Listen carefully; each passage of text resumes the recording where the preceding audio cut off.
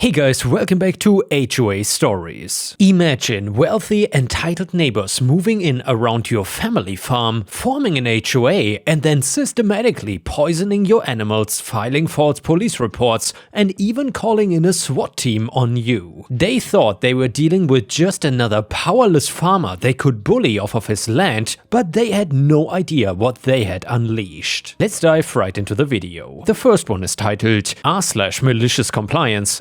HOA burned down my farm, dares me to sue them. So this happened over the course of years, and it's probably the most insane thing I've ever been through. I'm still processing it all, but I figured you guys would appreciate how spectacularly this backfired on the HOA. So let me start from the beginning, so you understand what this land means to my family. I grew up on this farm with my parents and my sister. It's been in our family for 4 generations. My great-grandfather bought the land back when it was dirt cheap because nobody wanted to live this far out. The land is beautiful, rolling hills with a creek running through it, perfect for raising livestock and growing crops. My parents were the hardest working people I've ever known. My dad would be up before sunrise checking on the animals, and my mom would spend her days tending to the vegetable garden and canning food for winter. My sister and I learned early that farm life meant everyone pitched in. By the time I was 10, I was feeding chickens and collecting eggs, and by 15, I was helping my dad repair fences and move cattle. But even when I was a kid, we had problems with rich city people who thought our little farming community was some kind of backwards wasteland that needed improving. Every few years, some developer or wealthy family would show up talking about how they wanted to bring civilization to our area. They would flash money around trying to convince farmers to sell so they could build shopping centers or fancy neighborhoods. I remember one particular incident when I was about 12. This developer in an expensive suit came to our door with contracts telling my dad how he could make us so much richer if we just sold the farm. The guy actually wrinkled his nose when he stepped in our kitchen, like the smell of home-cooked food in farm life was offensive to him. Dad listened politely, then told him we were not interested. The developer got pushy, saying stuff like, "You're holding back progress," and "This area needs proper development." However, that's when my dad's patience ran out. He told the guy to get off our property and not come back. But this developer was not done. Over the next few weeks, we started having issues. Our mailbox got knocked over multiple times, someone kept leaving trash on our driveway, and so on. My dad found tire tracks in our wheat field where someone had been doing donuts, ruining months of work. The final straw was when someone cut our fence and half our cattle wandered onto the main road. That is when the community rallied. See, back then we had maybe 15 farming families in the area, and we all looked out for each other. Mr. Baker from the next farm over organized patrols, and Mrs. Lewis started a phone tree so we could alert each other about strangers snooping around. The Thompson boys, who were both veterans, made it very clear to anyone asking questions in town that our community did not appreciate outsiders causing trouble. The harassment stopped pretty quickly after that. Word got around that our little farming community was not gonna be pushed around. The developer packed up and left, probably figuring it was easier to find land somewhere else rather than deal with a bunch of stubborn farmers who actually stood together. This happened a few more times throughout my childhood. Rich folks would show up with big plans and bigger egos, thinking they could just steamroll a bunch of simple country people. But every time, the community held strong. We would help each other repair damaged property, share information about troublemakers, and make it clear that we were not selling our way of life for anyone's idea of progress. My parents taught me that our land was not just property, it was our heritage, our livelihood, and our responsibility for future generations. My dad always said that once you sell family land to developers, it is gone forever. You cannot undo subdivisions and shopping malls. My mom would point to our vegetable garden and remind me that growing your own food was a skill fewer and fewer people had, and it was important to keep that knowledge alive. By the way guys, once again my apologies, I got my wisdom tooth pulled not too long ago, so if my voice sounds weird, please bear with me, I hope it's better soon. Anyway, those early experiences shaped how I viewed conflicts with outsiders. I learned that showing weakness or giving an inch would just encourage them to take a mile. I also learned that having a strong community around you made all the difference. Well, unfortunately, as I got older, that community started to disappear. When I was in my late 20s, my parents both passed away within a year of each other. My dad had a heart attack during harvest season, and my mom just seemed to lose her will to live after that. They had been married for 45 years and did everything together. My sister and I inherited the farm and decided to keep it running just like our parents had. For the first few years, things were pretty peaceful. My sister loved working with the animals, especially the goats. She had this one goat, a brown and white doe, that would follow her around like a dog. My sister was not much for people, but animals just gravitated to her. She could calm a spooked horse or get a stubborn cow to move just by talking to it. The farm work seemed to give her purpose and peace. I handled more of the business side, like selling our produce at the farmer's market, managing the finances, dealing with suppliers and buyers, etc. We were making decent money, nothing too fancy, but enough to maintain the property and live comfortably. However, things started changing in the area. Several of the older farming families began selling their land. The Bakers were first. Mr. Baker had developed arthritis so bad he could barely hold a pitchfork, and his kids had all moved to the city years ago. Then the Lewis family sold out after Mrs. Lewis had a stroke. The Thompson boys held out for a while, but eventually the medical bills from their father's cancer treatment forced them to sell too. Each time a farm sold, the new owners were not farmers. They were wealthy city people who wanted country estates but had no intention of actually working the land. They would tear down the old farmhouses and build these massive modern houses that look completely out of place among the rolling hills and pastures. At first, having new neighbors was not too bad. I mean, they kept to themselves mostly, though they did complain about typical farm smell and sounds. One neighbor actually called the county to complain that our rooster was too loud. The county guy who came out just laughed and told the complainant that roosters crow at sunrise. It is what they do. But then the HOA formed. About 3 years after my parents died, I got a letter in the mail from something called the Homeowners Association. I had never heard of a homeowners association before. That wasn't what our area had ever been called. Apparently, the new residents had decided our little farming community needed an official name and official rules. The letter informed me that as a property owner in the Homeowner Association development area, I was subject to HOA fees and regulations. There was a list of violations my property was allegedly committing: structures not in compliance with architectural standards, noise ordinance violations, unsightly architectural equipment visible from the roadway, and supposedly failure to maintain landscaping to community standards. At first, I laughed out loud reading it. My structures not in compliance were our barn and chicken coop that had been there for decades. The noise violations were our farm animals making normal farm animal sounds, and the unsightly agricultural equipment was our tractor and hay baler that we needed to work our land. And the landscaping they wanted us to maintain to community standards would mean replacing functional pastures and crop fields with decorative grass that served no purpose. I called the number on the letter and got through to someone who identified herself as the HOA president. I will call her Karen because, well, if you saw her, you would understand why. Karen launched into this speech about how their neighborhood was working to elevate the aesthetic and property values of the area, and how my farm was dragging down the whole community. I explained that my family had been farming this land for 4 generations, long before any of these HOA houses existed. I told her that we were not part of any HOA and had no intention of joining one. That is when Karen got nasty. "Listen, you backward hillbilly," she said. "This area is changing whether you like it or not. We've invested serious money in making this a proper neighborhood, and we are not gonna let some smelly farm ruin it for everyone else. You can either get with the program or find somewhere else to play farmer." I hung up on her. My sister, who had heard my side of the conversation, just shook her head. "Some things never change," she said. Different decade, same entitled rich people thinking they can push us around. We thought that would be the end of it, but we were so wrong.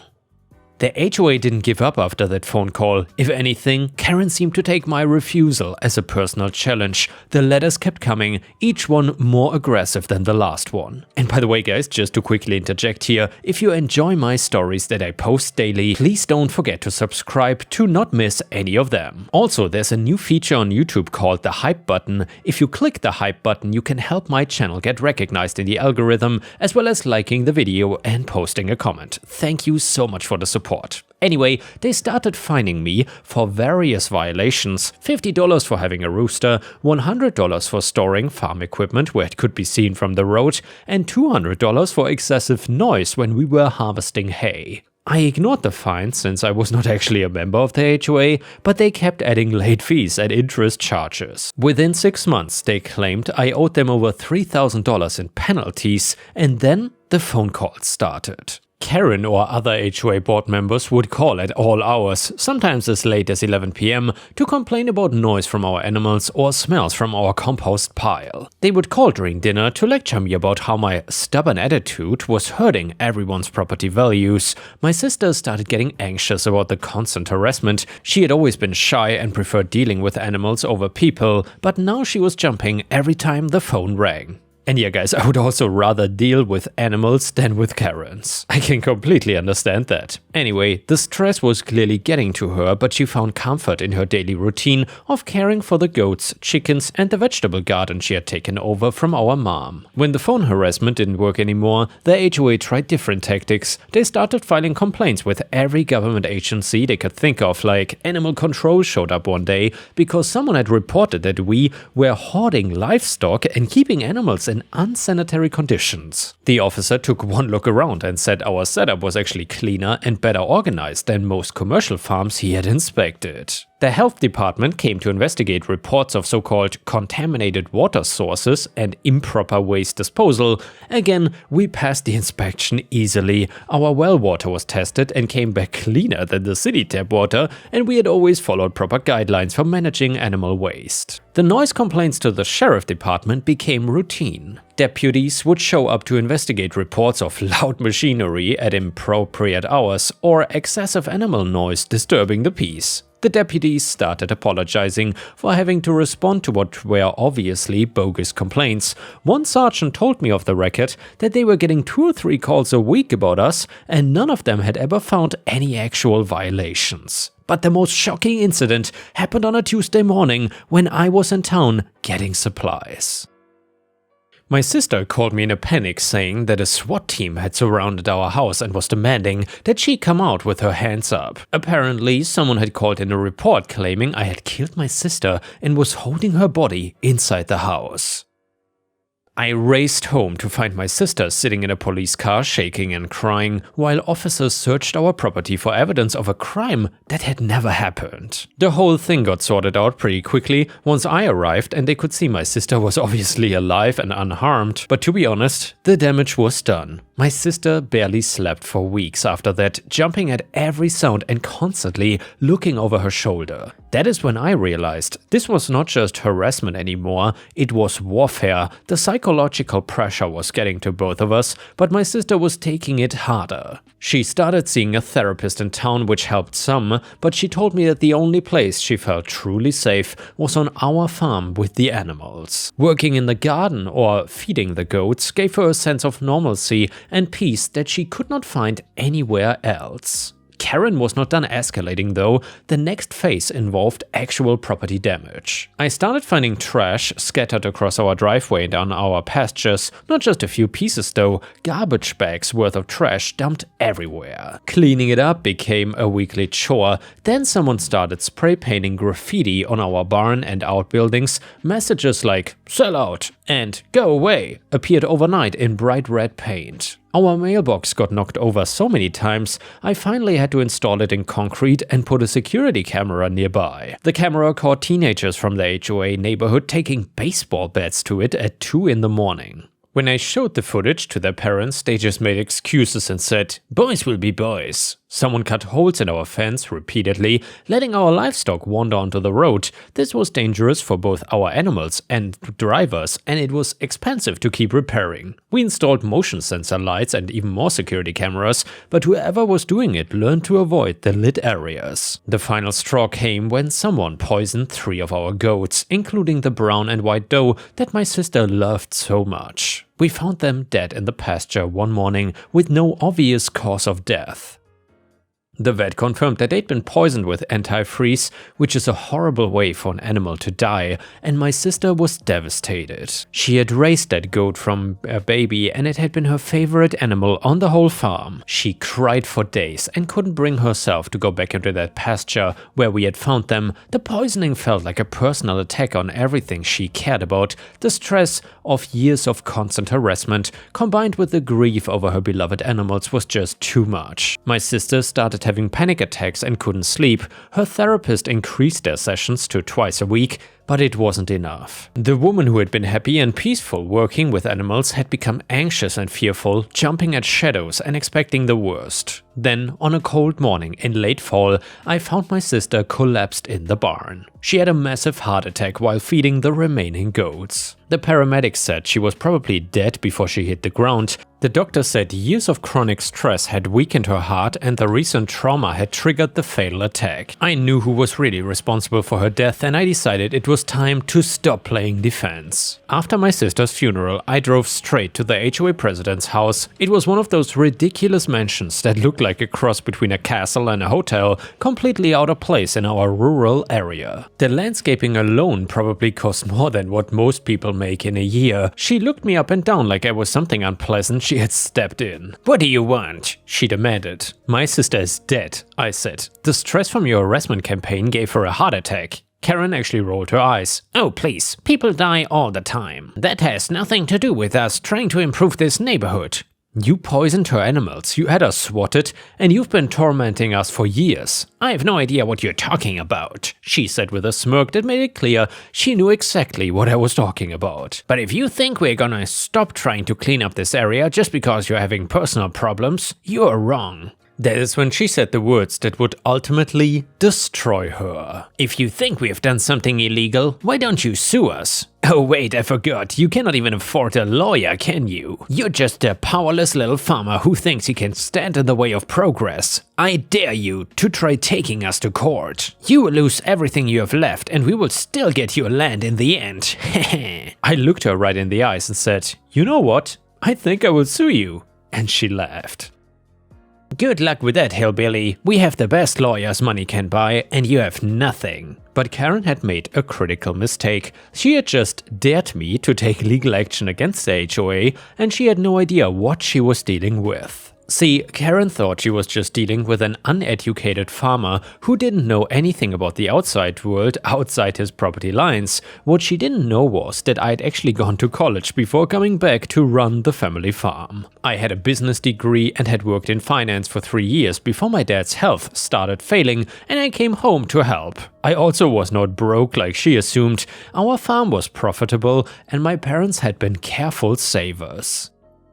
My sister and I had inherited not just the land, but a substantial savings account and some smart investments my dad had made over the years. So yes, I could absolutely afford a lawyer, I just hadn't wanted to spend any money on legal fees when I thought we could handle the situation ourselves. But now Karen had literally dared me to sue her, she had thrown down the gauntlet and challenged me to legal combat. And by the way guys, if you would have been in this situation right then and there, would you have done the same thing as OP? Or would you have tried and actually sued their HOA Karen even earlier? Because I feel like OP let all of this happen for way too long. Let me know what you think in the comments. Anyway, I decided to give her exactly what she had asked for. So first I hired a lawyer, not just any lawyer, I found a firm that specialized in harassment cases and property rights. The attorney agreed to take the case and then I hired a private investigator. I figured if Karen and her HOA were willing to poison animals and make false police reports,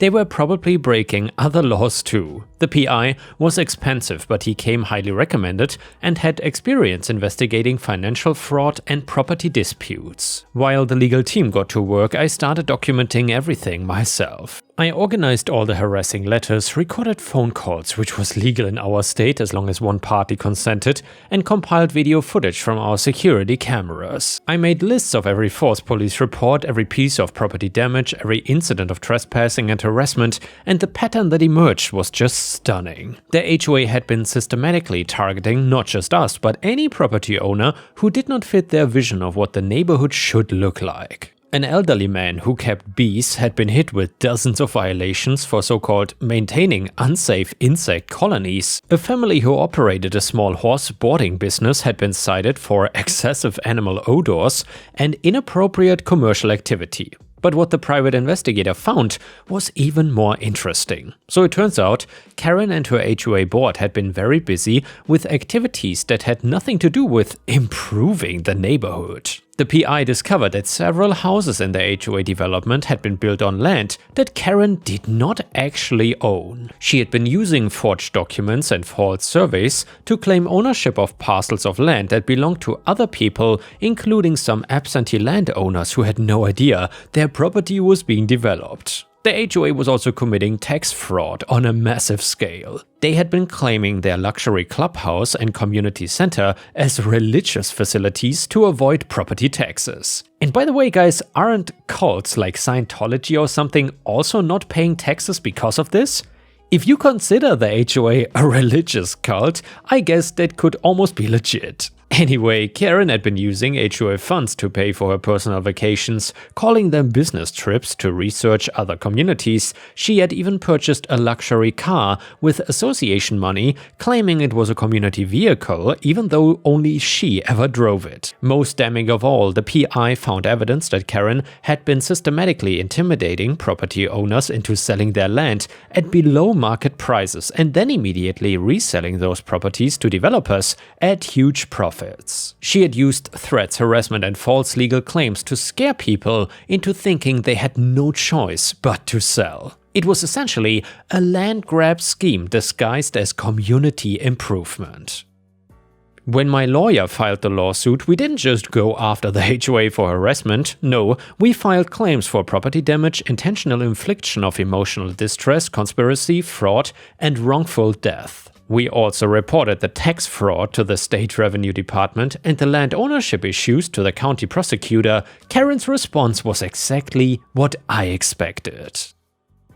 She hired a team of expensive lawyers and tried to get the case dismissed on technicalities. Her attorneys argued that since I was not actually a member of the HOA, they had no legal relationship with me and therefore could not be sued for harassment. But that argument fell apart quickly when my lawyer produced evidence of all the ways the HOA had claimed authority over my property. You cannot send someone bills and fines for years while simultaneously arguing that you have no legal relationship with them. The discovery process where things got really interesting, my lawyer subpoenaed all of the HOA financial records, meeting minutes, emails, and phone logs. What we found was a treasure trove of evidence showing a deliberate campaign to force me off of my land. There were emails between Karen and board members discussing strategies to make life unbearable for the stubborn farmer. They had specifically planned the escalating harassment campaign, including discussing which government agencies to file false complaints with and how to avoid getting caught damaging my property. One particularly damning email chain showed Karen coordinating with some of the teenage residents to vandalize my property,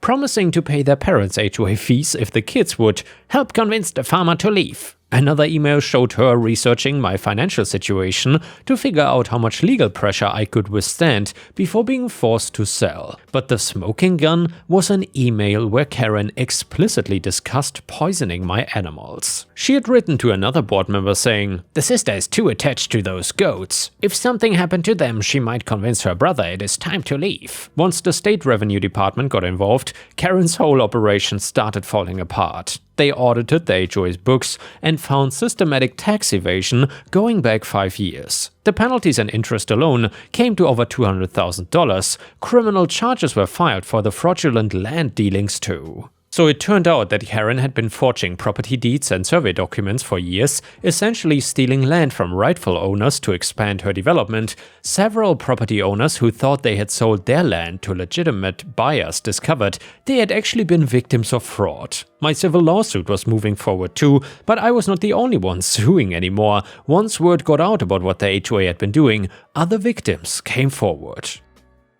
The elderly beekeeper filed suit for harassment and property damage, and the horseboarding family sued for business interference and defamation. Even some HOA members sued after discovering their fees had been used for Karen's personal expenses. The local newspaper picked up the story and ran a series of articles about the so-called HOA from hell. The reporter did excellent investigative work, uncovering even more evidence of Karen's schemes. She'd been running similar operations in 2 other counties using the same playbook of harassment, fraud, and intimidation. The negative publicity was devastating for the HOA. Property values in the development plummeted as potential buyers learned about the legal troubles and criminal investigations. Several families put their houses on the market and left the area entirely. The HOA could not collect enough fees to keep operating, let alone pay their legal bills and government fines. Within 6 months, the HOA declared bankruptcy, but Karen was not done yet. I thought filing for bankruptcy would be the end of it. The HOA was dissolved, Karen's assets were being seized to pay back taxes and legal judgments, and she was facing serious criminal charges.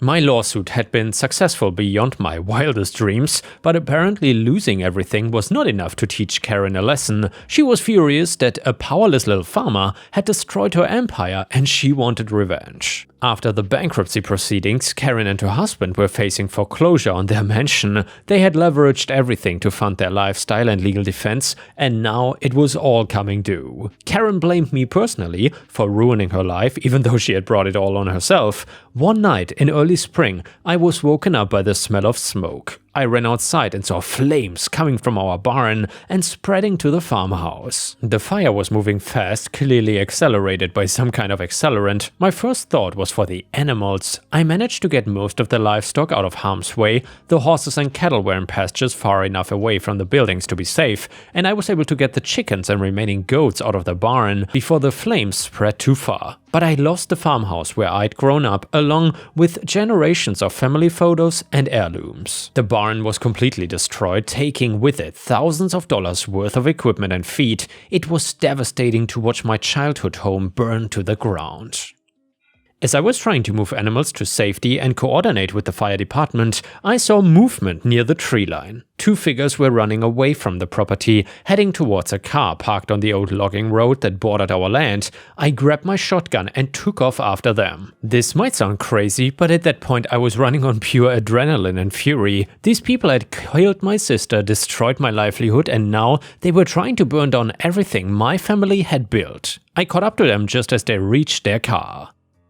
And yes, it was Karen and her husband, and they were carrying gas cans and what looked like road flares. The evidence of arson was literally in their hands. When they saw me coming with the shotgun, Karen's husband tried to pull a pistol from his jacket, and that's when I fired a warning shot into the air and told them both to get on the ground. Fortunately, the security cameras I'd installed around the property after the animal poisoning had captured everything. The footage clearly showed Karen and her husband setting the fires and then fleeing the scene. It also showed her husband reaching for a weapon when confronted, which justified my actions in detaining them. The police arrived just as the fire department was getting the blaze under control. They arrested Karen and her husband on the spot, and the prosecutor charged them with arson, attempted murder, and a dozen other felonies. The arson trial was almost anticlimactic after everything that had happened. The evidence was overwhelming. Security footage of them setting the fires, their fingerprints on the gas cans, and a paper trail showing they had purchased the stuff earlier that day. Karen's husband took a plea deal and testified against her in exchange for a lighter sentence. He got 15 years in prison. Karen, who had been the mastermind behind the whole operation from the beginning, got 25 to life. The civil judgments were equally satisfying. Between my lawsuit and all the other victims who sued, Karen's estate owed over $2 million in damages. Every asset she and her husband owned was liquidated to pay back their victims. The mansion, the luxury cars, her jewelry collection, all of it went to auction. The state tax liens added another $300K in penalties and interest. the county seized several properties that had been fraudulently developed and returned them to their rightful owners. The whole HOA development scheme collapsed completely. Several other board members were charged with fraud and conspiracy, though they got lighter sentences than Karen, since she had clearly been the ringleader. The HOA itself ceased to exist, and the remaining homeowners had to form a new association just to handle basic maintenance issues. Most importantly for me, the wrongful death settlement provided enough money to completely rebuild the farm. I used some of the money to construct a new farmhouse, bigger and more modern than the old one, but designed to fit the same architectural style. The new barn was built with updated fire safety systems and better security. The hardest part of rebuilding was not the physical structures, it was dealing with the emotional trauma of everything that had happened. Losing my sister and then nearly losing everything we had worked for had taken a toll on me that I didn't fully understand at first. I went through a period where I wasn't sure if I wanted to keep farming. The land held so many painful memories, and sometimes I wondered if it would be easier to just sell everything and start over somewhere else, but eventually I realized that giving up would mean Karen had won, even from prison. My sister had loved this farm, and keeping it going was the best way to honor her memory. I started small, rebuilding the livestock herds and replanting the vegetable gardens. It was therapeutic work, and slowly the farm started feeling like home again instead of a crime scene. About 2 years after the trial, I met someone who would become very important in my life. She was a veterinarian who came out to check on some of our new goats, and we just clicked immediately. She understood farm life and loved animals as much as my sister had. She also understood what I'd been through and never pushed me to talk about it before I was ready. We dated for about a year before I asked her to marry me. She said yes, and we had a simple wedding right there on the farm, surrounded by friends and family and the animals we both loved. It felt like a new beginning,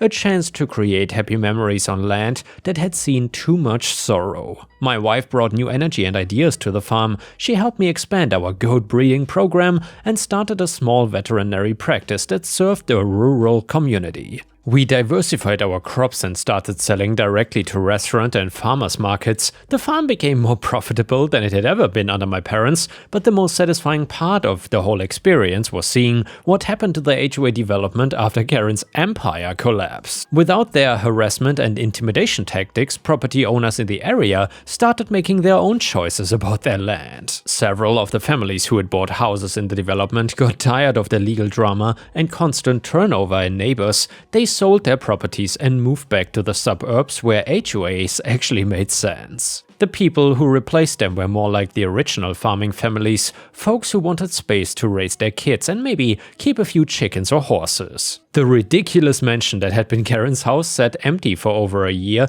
before finally selling at an auction for a fraction of what she had paid for it. The new owners were a young farming couple who tore out most of her pretentious landscaping and turned the property into a working farm again. The area slowly returned to its agricultural roots. New families moved in who appreciated the rural lifestyle instead of trying to change it. We formed a new community association, not an HOA, just a group of neighbors who helped each other with harvests and watched out for each other's property. Guys, don't turn off the video, the next one is an absolutely amazing HOA story. You don't want to miss this one. It is titled HOA Karen Had a Heart Attack While Feuding with Me. Just to preface, yes, this did take place in the US, and no, I won't say where. I live bordering a former HOA, it shut down about a year ago. My property is the closest one to them, but far enough away that it doesn't fall in their jurisdiction since I'm not on their street. My property is next to their street, and my driveway enters from the main road.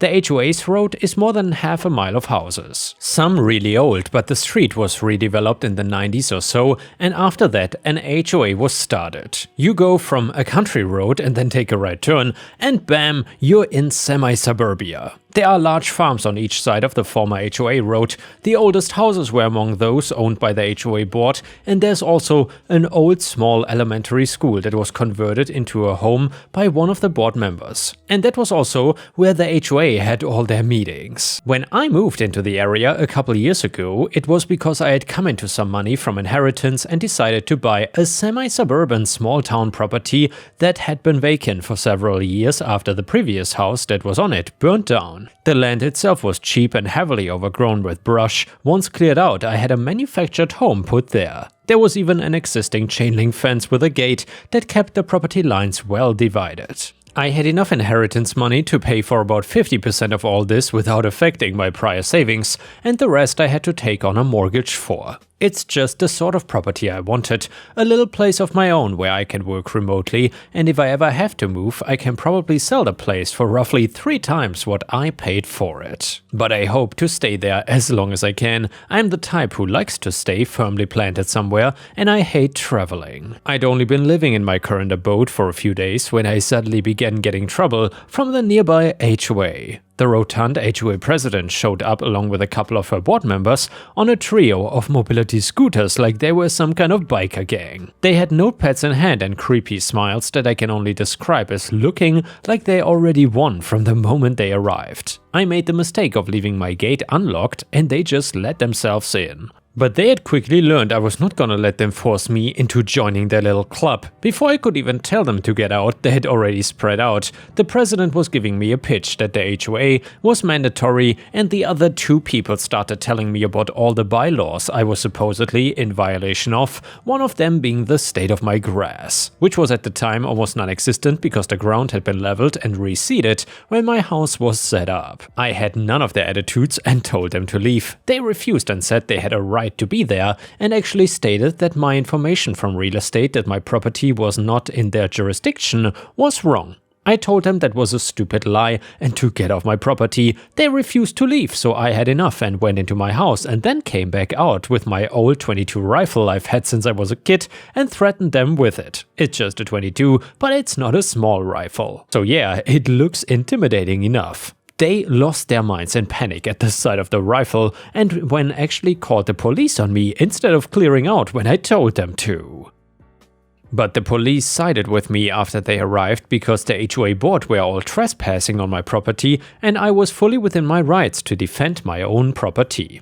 The stunned looks on their faces were gold when the police took my side and told them to leave me alone since I was not in their HOA. The president whined about it repeatedly, but it did nothing because the cops also agreed I was not in the HOA's area of control and they were overreaching their authority. Then they were all forced to leave. Somehow they thought I would be a pushover just because I look young. I was 36 at the time and people still often mistake me for being mid-20s. I had a baby face growing up and even tried growing a mustache for a while to look more mature, but it didn't work out very well for me. The HOA did not quit trying to make me join though. At first I was just getting membership applications in the mail, but then they started getting more passive-aggressive. One of the board members even waited for me at my gate about a couple of weeks after the first incident just to tell me that me refusing to conform was ruining neighborhood morale. I reminded him that I'm not in his neighborhood and he told me he could have me shunned if I didn't join.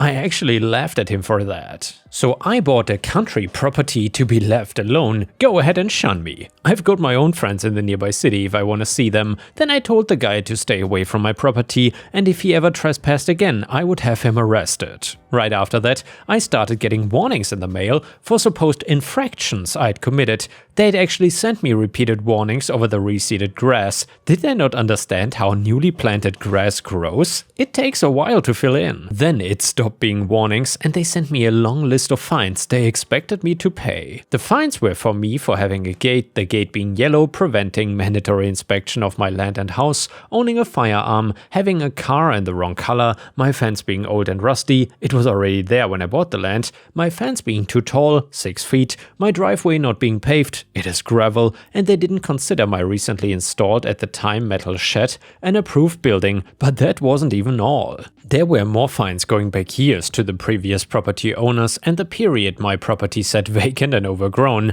They actually expected me to pay in total, they said $30,000. I was especially livid after they had sent me that list of bogus fines because they'd have to have trespassed on my property just to know some of the things they were supposedly fining me for. Honestly, I think they were just making up rules at some point to claim I had broken them.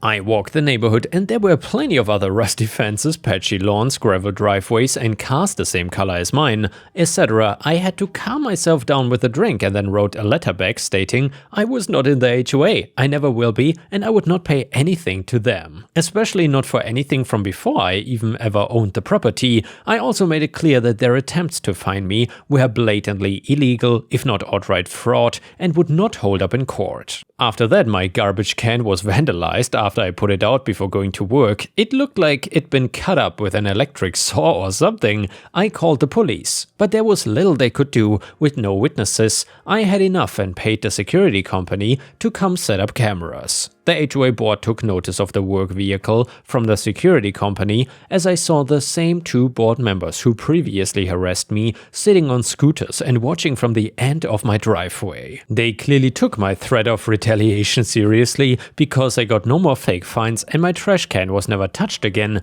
but they still kept sending me membership applications weekly and even letters practically begging I just join to keep the peace. So I started mailing them back with "No" written in black Sharpie on the envelopes, and even a letter threatening to wipe my ass with their applications before sending them back. And even that did not make it stop. For a while, I could not for the life of me figure out why they were so desperate to make me join, and it turned out their elderly woman child of an HOA president had practically become obsessed with some crazy plan she was calling the HOA zone expansion, and was making it a hill to die on since the HOA could not legally expand beyond its street without permission from surrounding property owners. And I highly doubt any of them would agree to join. I was just target number one because I was the closest, and they wanted to make an example out of me. I just kept rebuffing the HOA's repeated attempts to contact me until one morning, about 3 months after I had moved in,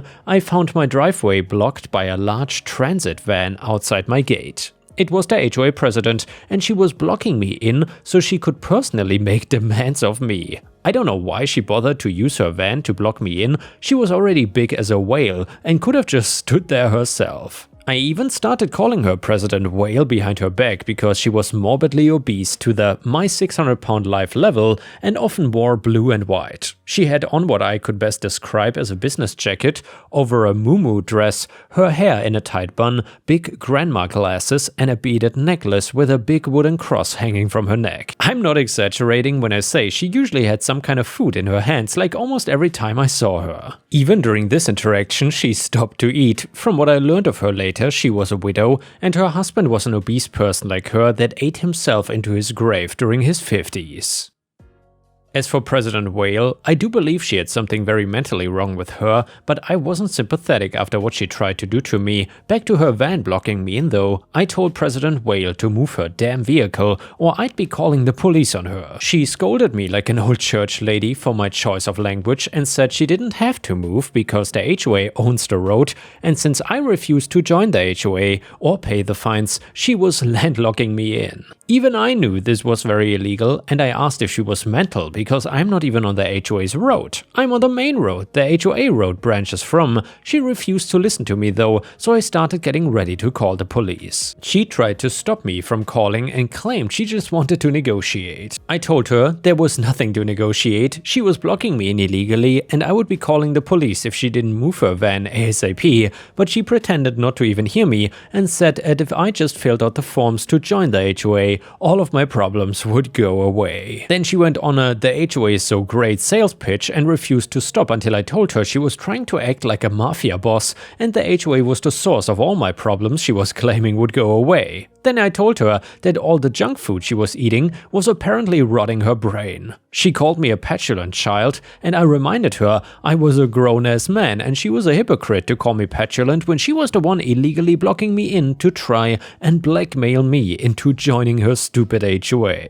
She had the nerve to say what she was doing was morally right and for the good of the community. I said back that it wasn't, it was just to satisfy her own ego, and blackmail is illegal by the way. I also pointed out that she was not being a good Christian by wearing a cross and claiming such lies. She rolled up the HOA forms and aimed to SWAT me with them. I had enough and finally called the police on her. The whale started screaming at me to hang up the call while attempting to chase me around and hit me. However, the slow pile of blubber could not even get near me. After only a couple of attempts, she stopped and started wheezing. Then she started yelling to try and get the police on the phone to think I was attacking her. I called her out for this and reminded her I have cameras. She immediately stopped and then waddled back to her van, a tired, sweaty mess. We stared each other down for around 20 minutes while she sat in the side of her van and stuffed her face before the cops showed up.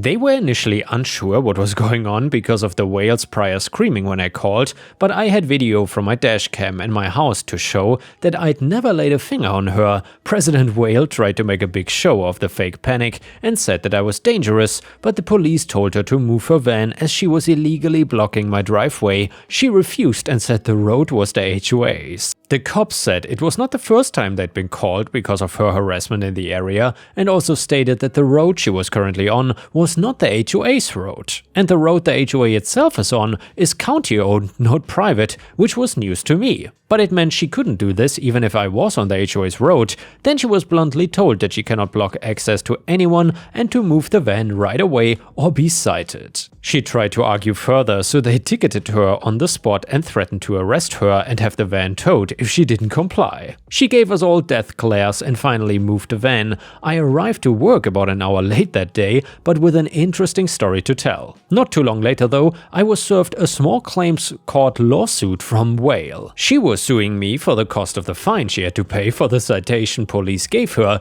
and for emotional distress I caused that was affecting her health. I pretty much looked at the letter and just laughed. I was ready to pick that land whale apart in court, but then the HOA tried another dirty move around the same time. So I was soon notified by my bank that someone was attempting to put a lien on my property for $30,000, the same amount as what the HOA tried to previously fine me for. I then finally got a lawyer and the lien was soon cancelled because it was groundless.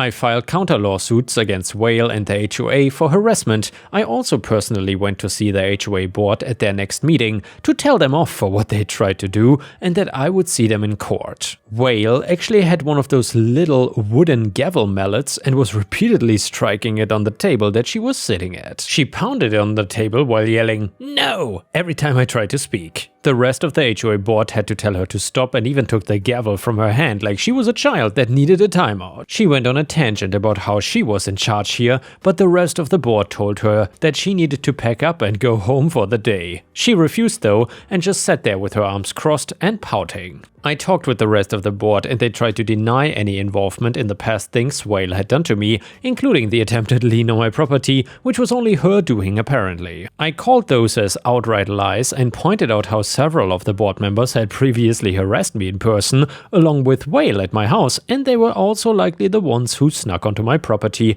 to write more fines until I put up cameras. Because I certainly wouldn't figure Whale was the one climbing over my gate and trudging around like that with how fat she is. I then said I was suing them for the harassment, fake fines and attempted lien on my property and my destroyed trash can if I could prove it. I would see them in court to take them for everything I could because they were royally effed. Their faces all seemed to get flushed, save for Whale. She was puffy and red like a ripe tomato. I was then politely asked to leave so they could deliberate. Not long after that, things came to an abrupt halt. Only a few days after I'd went to see the HOA board, President Whale was found dead in her home from a fatal heart attack. Apparently, it had been brought on by stress and binge eating because the board had refused to stand by her and voted to dismiss her as HOA president after I told them I was suing. I heard she had a full-on child tantrum. I only wish I had still been there to see it. Apparently, she begged them to reconsider and they packed her things for her and made her leave sobbing. She went home and then died on her couch while binge eating cake. She lived alone,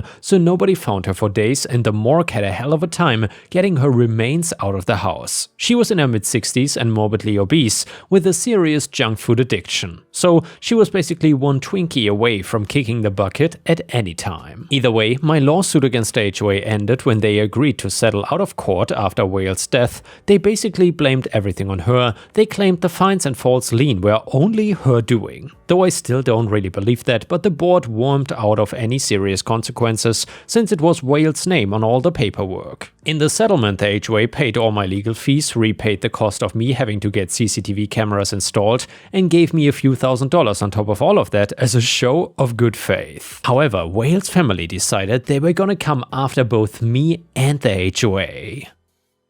They tried to sue both me and them for causing Wales' death, but the judge threw both cases out before they even went to court. I ended up getting a few anonymous threatening letters taped to my gate talking about things like breaking my legs, and the houses of each HOA board member got vandalized too. My mailbox was also ripped up out of the ground in the middle of the night, but the joke was on them. I got all of my mail through a PO box. Sadly, I didn't have a camera at the end of the driveway to see who did it. I'd previously tried putting a trail cam there, but passing cars set it off all day and night. So I removed it. The mailbox was only really there as an address marker anyway and wasn't hard for me to replace, but tampering with a mailbox, even one that's basically just for display, is a federal offense. It couldn't be proven that it was Wales' family that did it, as there were no cameras or witnesses that saw anything, and my mailbox was never found. But Wales' family vandalizing of the HOA board members' houses were all provable, as there were cameras there, and those idiots didn't even bother to cover their faces when they did all that damage. Some arrests were made and a lot of restraining orders were filed. Wales' family finally sold her house and left. I guess they were not stupid enough to go against a restraining order. I just replaced my display mailbox with one from Home Depot, and that's pretty much where the entire mess ends for me. The whole situation was too much for the HOA though, and the residents passed a motion to shut it down completely. The HOA served no real function for comfort, as there were no paid-for common areas like a park or pool. All meetings were held at the house of one of the board members, which, as I said, used to be a small school. There were accusations of repeated election rigging, as the board had remained the same for a long time. Despite the fact that they were so hated, there were threats of an audit too, and the board didn't fight the shutdown because they were all on the verge of being removed by force, so they were ready to throw in the towel. A couple of them even moved away, one of which I heard said that I had ruined everything and the neighborhood was going to hell without the HOA. Yeah, right. More like to heaven, I would say. Anyway, the former board were all retired busybodies anyway. The only one that is any semblance of liked is the one whose house used to be a school and the HOA meeting building. They opened the gym room so locals could come in and play basketball on the regular. Their kids loved it especially. I've been living peacefully here ever since, and I've actually made some friends. I didn't intend to, but I stopped to talk with neighbors a few times while out riding my bike, and it just went on from there. I have even been invited to a few barbecues and even a birthday party. Life is good. And now let's move on to the next story. It starts like this. My family is everything to me. My wife and kids make all the hard work I do for money worthwhile. That's why we've invested so much into our home. We have a beautiful house on a large plot of land. There's a swing set for the children, an outdoor kitchen, and plenty of room to run and play. It's a veritable paradise for the whole family. It's not just our house that we've put so much love into. A few years ago we bought a nice RV. For our first trip we took time off work, pulled the kids out of school and drove across the country. We stopped at every roadside attraction and took silly family photos. The memories we have made in that RV are some of the best our family has. After our big trip, as silly as it sounds, the RV felt like a part of our family. We could not stand to let it go into storage, so we paved a spot for it and added hookups to the yard. At first it seemed a little odd to keep the RV around, but the house practically obscures it from view and we have tall trees for privacy. It turned out to be a genius move because over the years the RV has served as an extra bedroom for guests, a spare office and a place to get some quiet when the kids get chaotic. Our place is secluded and just for us, and that's how I like it. Don't get me wrong here, we pay our taxes, volunteer and take part in the community, but we also value our space and privacy. That's why we bought a place outside of any property association. Living outside of an HOA gives us the freedom to put our RV in the yard and make exterior changes as we see fit. I couldn't have it any other way. Unfortunately, not everyone agrees. About a quarter mile down the road is the local HOA property boundary. You can spot the edge of association property because the landscape goes from rugged but beautiful rural land to generic sterile astroturf. Not all property associations are bad, but this one seems to control the appearance standards to an extreme. There's no character in their properties, and the rumor has always been that it's thanks to bad HOA management. Once they even sent out a flyer urging the entire town to follow their higher appearance standards. The flyer urged everyone in town to repaint and replace their sod with AstroTurf. It was ridiculous, and all of the locals turned it into an inside joke. Even though the perfectly manicured association houses were not to my taste, it was never of any of my business, so I tuned it out. At least, that is what I thought, until the HOA decided to come into my backyard. One afternoon, I was out in the yard using the outdoor kitchen. Nothing helps me relax like cooking outside. I was just about to put the steak on the grill when a voice tore me out of my meaty reverie. "Hello," a woman's voice called. I turned to see who was calling, expecting to see my wife or one of her friends, but instead I saw a stranger walking across my lawn. Can I help you?" I called, closing the grill to give this woman my attention. "Yes, you can. I'm Carrie, the HOA president. I actually live right over there." She pointed to the east. She chuckled. "We are neighbors and we don't even know each other. Nice to meet you," I said, although I didn't appreciate strangers sneaking up on me in my own backyard. I couldn't help but wonder if this nosy woman was the person responsible for the infamous HOA flyer, but I was being as nice as anyone who had been ambushed could be. "Thanks. Well, now that we are pals, I have a favor to ask," she said. "Oh yeah?" I asked, now sure this busybody person had penned the flyer. "Yes, you see, the association is kind of like a family. We look out for each other. We share," she said. "How nice," I said. "And well, that's why I'm here to urge you to share your RV," she said. I was completely dumbfounded. I had just met this lady and now she was asking to borrow my property, expensive property at that. I couldn't believe her, but I did my best not to escalate. "I'm sorry, but the RV belongs to my family. We followed zoning laws when we paved the landing for it, and it's not going anywhere without me in it," I said. "The RV will be in safe hands. I'll be using it for a family vacation," she replied. "Carrie, you said your name was?" "Well, I'm sure your HOA has a certain way of doing things and you seem like a nice person," I said, although she did not seem that nice. "But my property is not part of the HOA and my RV is not a loaner. I'm sorry." "I don't think you understand the severity of this request," she said. "The HOA always shares and we are prepared to take drastic actions if our request is not fulfilled."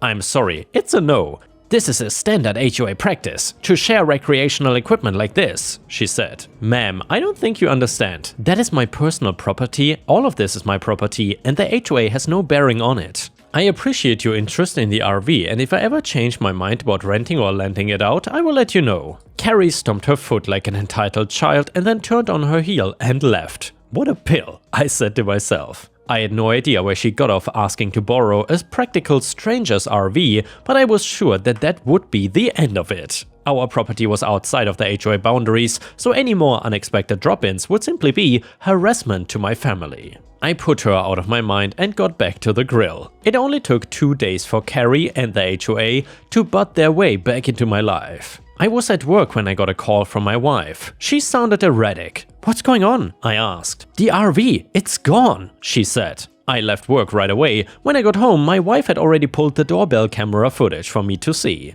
Luckily, it caught the tow truck and we could see the name of the towing company on the side of the vehicle, Tommy's Towing. I gave them a call. "Hello, Tommy's Towing?" A voice on the other end of the line said. "Hi," I said, and then I gave them our address and explained the situation. "Let me look it up," the voice said, and they put me on hold. A moment later they were back. "Yes, I found that record. It was authorized by one Carrie Smith from the HOA."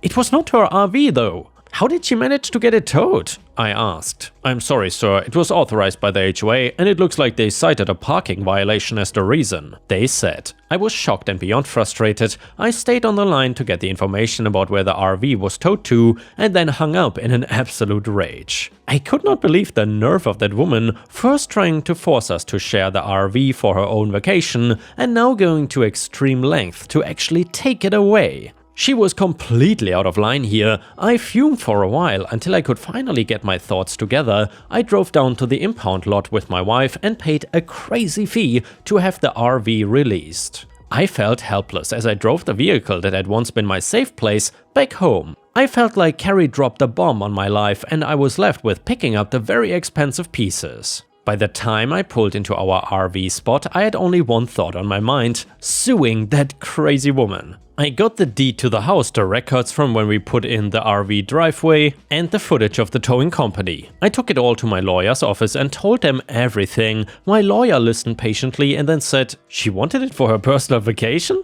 I nodded. She sounds really fishy. I'm going to have my private investigator do some digging on her, and we'll go ahead with the lawsuit on the grounds of harassment and the associated emotional distress, trespassing, and illegal towing resulting in damage to the RV and theft, my lawyer said.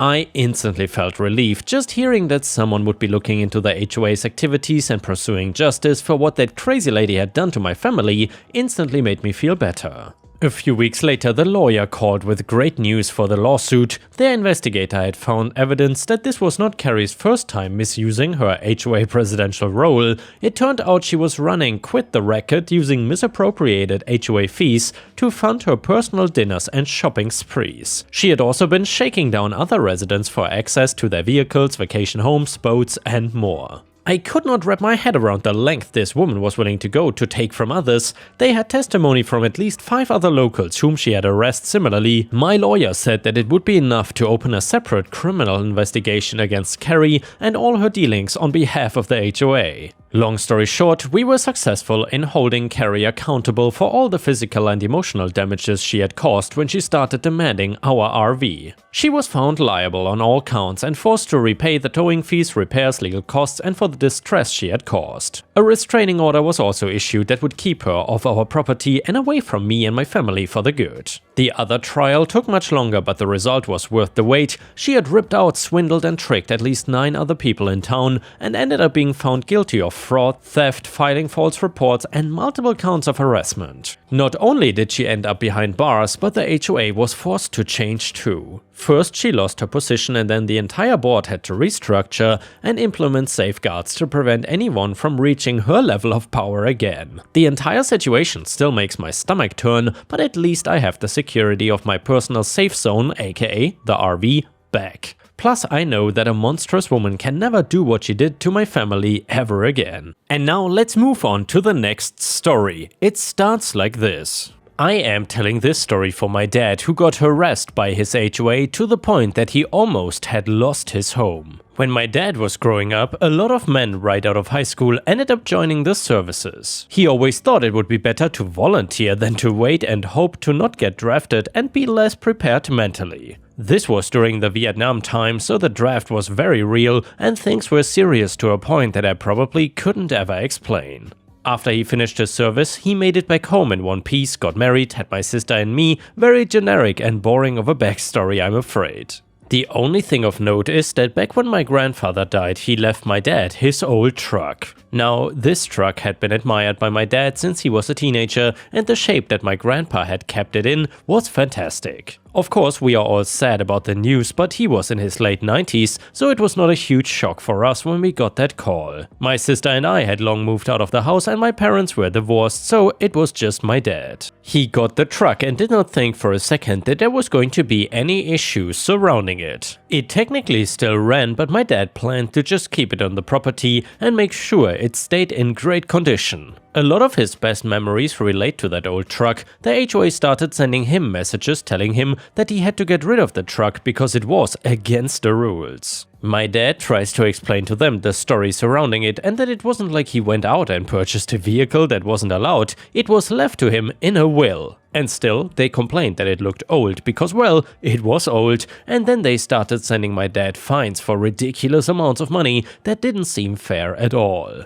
Thousands of dollars piled up that my dad refused to pay since they were just being jerks and insisting that he get rid of the truck, which was not gonna happen. He offered several compromises, even consisting of leaving the truck covered or inside the garage so nobody had to see it, fixing the problem the HOA was claiming to have with it. However, they refused and my dad felt targeted because there were definitely other cars and trucks in the neighborhood also going against HOA rules but getting a pass or just being ignored. He felt they were going after him personally just because it was older and also because he had issues with the HOA in the past. My dad had no qualms calling them out at times, and this felt like some kind of sick revenge against him. The fines kept adding up though, and my dad was doing everything he reasonably could in order to try and make them go away. The HOA has a form that you can appeal a decision they made. He filled that out with all of his reasons and sent it in to them. They took months to reply only to say no, and that just meant more months of backed up fines. They were willing to just die on this hill for seemingly no real reason at all. Nobody expected them to escalate it to the point of threatening to foreclose on my dad's property due to the money that he owed the HOA. My dad couldn't have paid those fines even if he wanted to. He was on a fixed income and was not gonna bend to their will and allow them to bully him into giving up his most prized sentimental possession, aka his truck. We saw it as a threat, but then they made good on it and actually foreclosed on his home and made him leave the house that he had been in for literal decades. He heard one even make some nasty comment about my dad just being another homeless vet now, and that was where he belonged for being a murderer. I know some people are anti-military, but damn, that was harsh. He would not have ended up on the street since I was willing to let him come live with me in a heartbeat. I did not have a big place, but I would make room for my dad and the truck to come too. Instead though, my dad was not going to give up quietly and instead started going around and explaining what had happened and what the HOA had done to him. The story went absolutely crazy and everybody in his town was talking about it. He was even in the local newspapers and on the news, making a big story about if the HOA should have this kind of power. Veteran organizations were also angry about the fact that they put him out of his home and were behind him on this fight. There was just a total outrage and more people started talking about that same HOA, unfair fines and feeling bullied into doing things that didn't seem to make sense and nobody actually wanted. Of course, the HOA were being painted as devils and everybody was on my dad's side of things. An online fundraiser got started to get my dad the money in order to buy his house back once it went up for auction. The money he got was more than enough, but on top of that, people wanted to screw the HOA out of their money. When it came time to auction the house, people sat around and lowballed it and dissuaded people from betting on it, meaning that my dad got his house back without needing to spend much money and really screwing the HOA over in the process.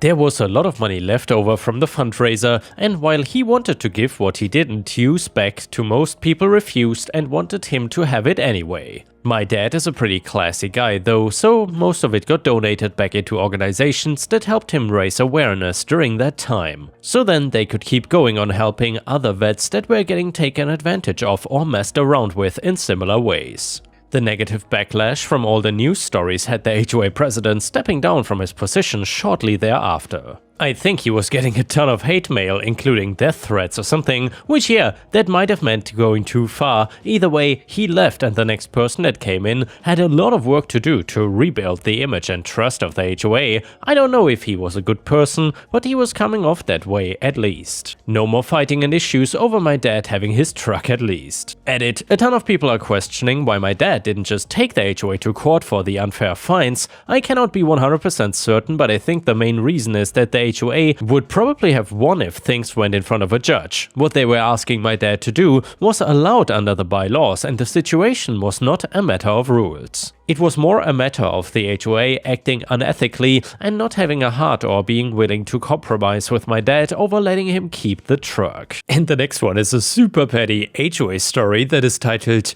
"My tree got cut by an HOA I don't even belong to, so I lit it up." And by the way guys, once again, if you could click that hype button on my channel, that would be very much appreciated. It is a new feature to support creators on YouTube for free. Thanks a lot. My house is the first house in the neighborhood behind mine. I'm on the corner. The street on the side of my home is the HOA neighborhood, but my front yard is on a different street that is not part of the HOA. When I moved, I asked them if I could pay their HOA fees to let my kids use the pool and playground directly across the street. Their answer was nope. I planted a mulberry tree on the corner of my property and started getting visits from their HOA saying that now my branches were too low to the ground and it violated their HOA bylaws. I told them if I was in the HOA, you would see my kids swimming in the pool. Since they didn't, they would have to deal with my tree. My kids love their tree, by the way, and still come in spring to gather berries even though they are in their 20s. Then one day I come home and someone had lopped off a big branch from the tree, one that went out over the street. I tried to find out who did it, but they kept mum about it and there wasn't anyone I could go after. So I rebuilt the branch using PVC, wrapped it in bright Christmas lights, it was May, and then wrapped the rest of the tree for good measure. I did it ugly too. It was propped up with old branches I found in the woods and some rope, and it just looked awful.